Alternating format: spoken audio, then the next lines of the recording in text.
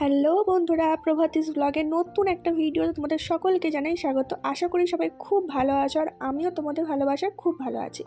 অনেক দিন পর ভিডিও দিচ্ছি আবারও। এই ভিডিওটা অনেক আগের, কিন্তু এখন এডিট করে আর কি উঠতে পারলাম। তো দেখো, সকালের কিছু ভাত ছিল একটুখানি, তো ফুলকপি পটল সব কিছু দিয়ে ডিম আলু পেঁয়াজ সব কিছু দিয়ে ভাতটা ভেজে নিয়েছি। এটা আমার একারই ভাত, ডাক্তারবাবু ডিউটি গিয়েছে, মর্নিং ডিউটি।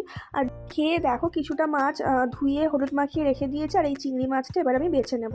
তো দেখো, এখানে আমার রান্নাবান্না কমপ্লিট। ওই যে মাছটা তোমাদেরকে দেখালাম, ওটা দিয়ে ঝাল করেছি, চিংড়ি মাছ দিয়ে সব কিছু দিয়ে ঝাল করেছি, শুক্তো করেছিলাম। আর ডাল, আর এটা হচ্ছে লাউয়ের তরকারি, কাকিমা দিয়েছে। তো ঝাল যেহেতু হচ্ছে সে কারণে একটু ডাল করতেই হয়, না হলে ঠিক খেতে ভালো লাগে না। ডাক্তারবাবু আসলে ডালটা খুব পছন্দ করে, মানে ঝাল হলে বা উচ্ছে ভাজা হলে ডাক্তারবাবু ডালটা খুব পছন্দ করে, তো সেই কারণে ডালও করতে হয়েছে। তো আজকে শুক্তো ডাল আর ওই বললাম না লাউয়ের তরকারিটা কাকিমা দিয়েছে। খেয়ে দিয়ে বাসন টাসন সব বের করে দিয়েছে। আর দেখো, রান্নাঘর আমার পরিষ্কার করা হয়ে গিয়েছে। আর এই রান্নাঘরটা তোমাদেরকে একটু ঘুরিয়ে দেখাচ্ছি, তার কারণ হচ্ছে এই রান্নাঘর আজকে আমার শেষ দুপুরের রান্না। তো সেই কারণে তোমাদেরকে একটু ঘুরিয়ে দেখালাম। আজকে আর বেশি কিছু তোমাদের সাথে শেয়ার করতে পারিনি। এটা হচ্ছে রাতের রান্না করেছিলাম, পটল কুমড়ো দিয়ে আলু দিয়ে তরকারি করেছিলাম, রুটি, আর আমার জন্য পরোটা বানিয়েছিলাম।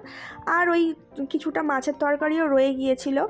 আর এটা হচ্ছে থামস আপ, ছেলে অনেক দিন থেকে বলছে একটা আনার জন্য, ও কিন্তু খাবে না। কেন আনিয়েছে জানো? তার কারণ হচ্ছে মিন্টোস দিয়ে কিছু একটা এক্সপেরিমেন্ট করবে। তো এইটাও কিন্তু নিজেই ভিডিও বানাচ্ছে যে এইটা আমি দেবো, তারপরে কি হয় দেখো। তারপরের মানে ভিডিওটা যেটা আর কি পরের পার্ট, মানে থামস আপ আর কি মেন্টোস দেওয়ার পরে আর কি কি হয় সেটাই ও করতে ভুলে গিয়েছে, ওর মানে মনেই নেই যে করতে হবে।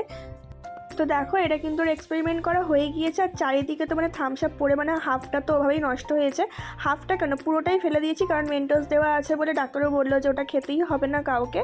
তো কেউই খাইনি। আর এইদিকে দেখো, আবার চেষ্টা করা হচ্ছে কয়েকটা মেন্টোস দিয়ে যে আবার যদি হয় তো, কিন্তু আর হচ্ছে না, কারণ এটা হয়ে গিয়েছে অলরেডি। আর দেখো, আমাদের মানে কালকে থেকে কাজ শুরু হবে। এই ভিডিওটা কিন্তু এক সপ্তাহ আগের ভিডিও। এখন আমি তোমাদের সাথে এখন আমি তোমাদেরকে পোস্ট করে আর কি দেখাচ্ছি আর কি ভিডিওটা। আর জানো তো বন্ধুরা, কালকে মানে এই যে রাতের যে ভিডিওটা হচ্ছে, এর পরের দিন হচ্ছে ছেলের স্কুলে যেতে হবে, কারণ ছেলের রেজাল্ট আছে। তো আমাকে সকালবেলা যেহেতু আমি বেরিয়ে যাবো, আর ডাক্তারবাবুরও তো মর্নিং শিফট চলছে, তো সেই কারণে আমাদেরকে রাত্রিবেলায় মানে সমস্ত কাজটা গুছিয়ে রেখে দিতে হবে। দেখো, ওটা কিন্তু আমার একটা দেওর যে হেল্প করছে আর কি ওনাকে, কারণ ডাক্তারবাবু তো ছিল না।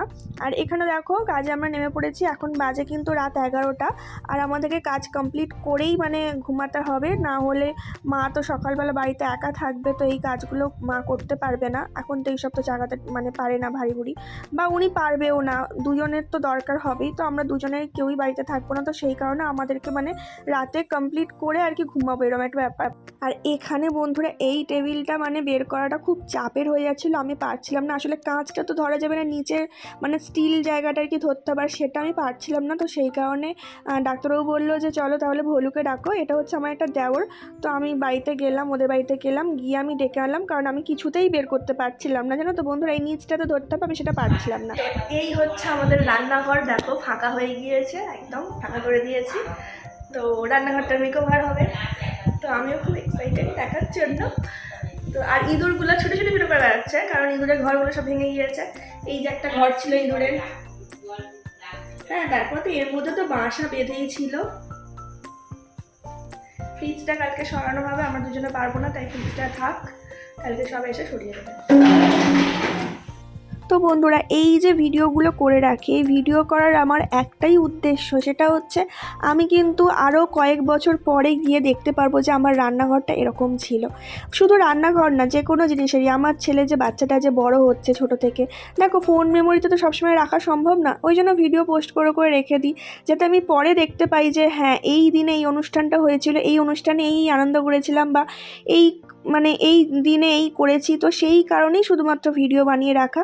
তোমরা জানি না কেন এত খারাপ খারাপ কথা বলো যে সারাক্ষণ কোনো কাজ থাকে না, ভিডিও করে। বিশ্বাস করো, কাজ অনেক থাকে, কারণ আমার কাজ কিন্তু কেউ এসে করে দিয়ে যায় না, আমার কাজ কিন্তু আমাকেই করতে হয়। তো বন্ধুরা, যাই হোক, অনেক বকে ফেলছি। ভিডিওটা ভালো লাগলে লাইক করো।